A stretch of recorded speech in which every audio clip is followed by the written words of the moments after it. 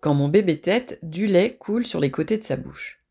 Au sein ou au biberon, le lait peut parfois couler des coins des lèvres du bébé, en petite ou grande quantité. Est-ce normal?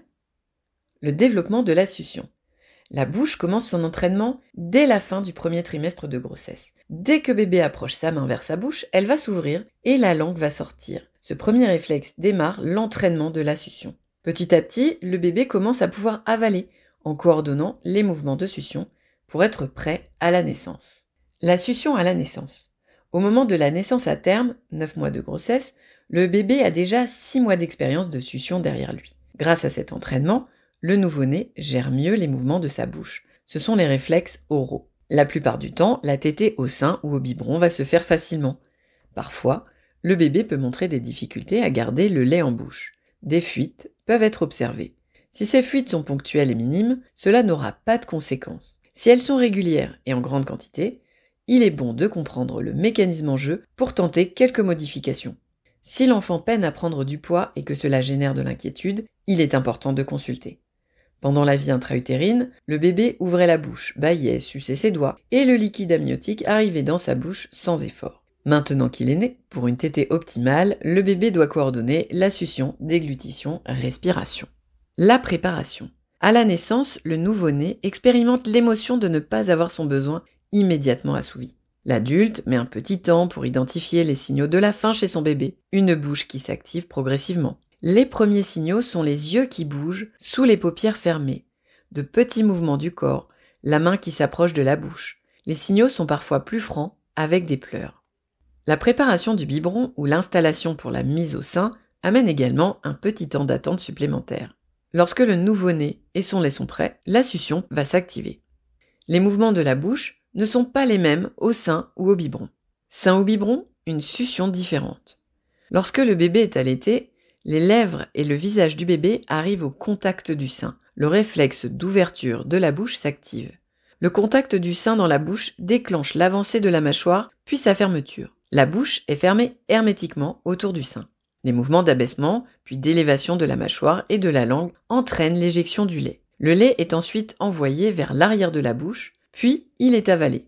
La bouche reste fermée, elle est étanche pendant toute la succion. Le bébé respire alors par le nez. Au biberon, l'hermétisme est moins nécessaire. La bouche du bébé s'ouvre et se referme autour de la tétine, mais ce sont les gencives qui la pressent afin de faire jaillir le lait. Il sortira plus ou moins vite selon le débit de la tétine et la position du biberon. Plus le biberon est présenté vers le bas, plus le lait coule facilement avec la gravité. Difficulté de succion et fuite de lait.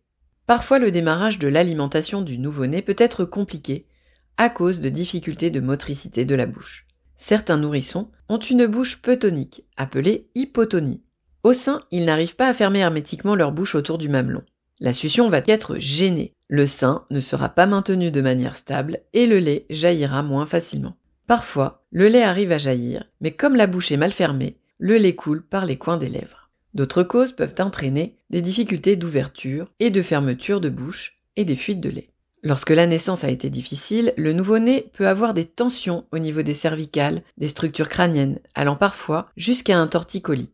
Dans ces situations, le bébé peut être douloureux dans certaines positions et gêné dans la motricité de sa tête, de sa bouche et même de sa langue. Certains bébés présentent des difficultés d'élévation de la langue vers le palais à cause d'un frein de langue trop court, qu'on appelle frein restrictif. Celui-ci peut limiter les mouvements de langue nécessaires à la succion et ceux nécessaires à la déglutition. La coordination succion-déglutition est alors perturbée et le lait peut fuir. Des causes extérieures au fonctionnement de la bouche du bébé peuvent être identifiées. Au biberon, des fuites de lait peuvent être entraînées par un débit de tétine non adapté. En effet, si le débit est trop important, le bébé peut avoir du mal à gérer la quantité de lait. Sa bouche aura des difficultés à téter puis avaler une trop grande quantité de lait. Le rythme de sa succion sera perturbé par le débit trop important. Du lait pourra couler par les coins des lèvres, les commissures. Au sein, certaines mamans présentent un réflexe d'éjection fort. Les jets de lait arrivent en grande quantité et avec une forte pression dans la bouche du bébé. Ils risquent d'être envahis par ces jets puissants et la succion peut être perturbée. Là encore, il sera en difficulté pour avaler une trop grande quantité de lait qui arrive trop vite. Du lait peut couler au coin des commissures des lèvres. Il peut aussi tousser et se détourner du sein. Qui consulter ? En cas d'allaitement maternel, il est possible d'aller voir directement une consultante en lactation. Elle accompagne l'installation pour la mise au sein et propose un travail autour de la bouche du bébé. En cas d'alimentation au biberon, ou si la succion de l'enfant est source d'inquiétude, il est conseillé de consulter un médecin qui peut prescrire un bilan orthophonique. Ce bilan permet de faire le point sur la grossesse, la naissance et le démarrage de l'alimentation du bébé. L'observation d'un repas et une évaluation de la bouche du bébé sont faites. L'orthophoniste peut ensuite faire une proposition de séance en accompagnant les parents et le bébé dans le développement des compétences de sa bouche. Que faire en attendant la consultation ? Redresser le bébé. En attendant la consultation, il est conseillé de redresser un peu le bébé qui tète. En effet, plus le bébé est allongé, plus sa bouche sera ouverte, ce qui ne va pas aider la succion. Une posture semi-assise, en faisant attention de bien caler la tête du bébé, aide la succion car la bouche se ferme plus facilement. Présenter le biberon en position horizontale. Pour aider le bébé au biberon, on présente la tétine à l'horizontale. Si la tétine est présentée vers le bas, le lait coule trop vite. Le bébé n'arrive pas à téter et à avaler le lait lorsque le débit est trop fort. La présentation horizontale du biberon aide le bébé à téter et à faire des pauses quand il en a besoin. Choisir un débit de tétine adapté. Au biberon, il faut faire attention au débit de la tétine. Si le bébé tousse, a des fuites de lait, fait souvent des pauses pendant sa tétée ou se détourne du biberon, c'est peut-être que le débit de sa tétine est trop rapide. Il ne faut pas hésiter à tester un débit plus lent afin de voir si cela aide la succion et limite les fuites de lait. Épaissir le lait sur indication médicale. Lorsque les modifications de posture et de tétine n'améliorent pas la situation, le médecin peut décider d'un changement de texture de lait. Un lait plus épais laisse plus de temps au bébé pour téter et avaler. Proposer et laisser du temps. Lorsqu'une modification est faite dans l'alimentation du bébé, il faut lui laisser un peu de temps pour s'adapter au changement. La modification d'un élément est proposée pendant plusieurs repas, toujours de la même manière. On ne change qu'une seule chose à la fois et on laisse un peu de temps au bébé face à la nouveauté. C'est la répétition des mêmes propositions qui vont aider la bouche du bébé à organiser sa succion. Il est normal qu'une succion puisse être difficile à la naissance. Le bébé et sa maman ont besoin d'un temps d'ajustement. La maman apprend à connaître son bébé, le bébé apprend à utiliser sa bouche dans un nouvel environnement. Si les moments de repas deviennent source d'angoisse et que le parent n'a pas de plaisir à donner à manger à son bébé, il est essentiel de consulter son médecin.